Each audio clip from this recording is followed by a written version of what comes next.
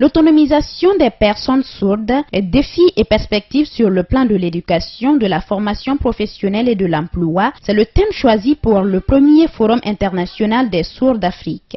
Durant 3 jours, des personnes venues de 13 pays d'Afrique vivant avec le handicap de la surdité échangeront sur cette thématique. Nous, dans le comité international responsable des sourds africains, nous avons réfléchi pour dire que beaucoup de pays africains ont des problèmes.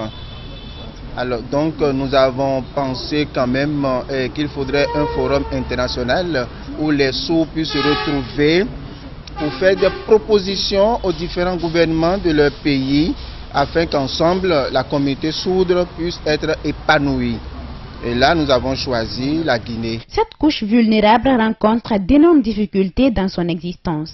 Pour y remédier, le représentant résident adjoint programme PNUD Guinée propose. Nous avons ensemble le devoir de changer les choses et restituer aux personnes vivant avec handicap en général et aux personnes ayant un déficit auditif leurs droits légitimes, leur dignité et surtout la place qui leur revient de droit dans notre société. Je reste pour ma part convaincu et confiant que des actions durables et inclusives relatives à l'autonomisation de cette couche fragile seront envisagées et soutenues dans vos pays respectifs afin de parvenir d'ici 2030 à une autonomisation effective des personnes ayant un handicap auditif avec la mise en place d'un plan d'éducation, de formation professionnelle pour un accès au plein emploi productif. La Guinée souffre du manque de ressources humaines spécialisées dans l'enseignement et l'encadrement des personnes sourdes.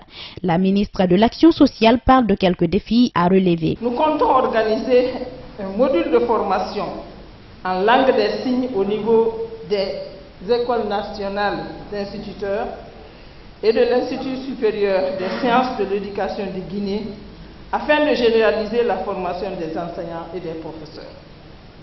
De plus, les textes d'application de la loi portant protection et promotion des personnes handicapées en voie de finalisation donnent sur le plan de l'éducation et de la formation professionnelle une large part à ce développement de ressources humaines ainsi que la production du matériel didactique en langue des signes. Selon les statistiques publiées en 2017 par l'OMS, il y a environ 360 millions de sourds dans le monde et en Guinée, 5% de plus de 155 000 personnes vivant avec un handicap sont des personnes qui souffrent d'un déficit auditif, selon le recensement de 2014.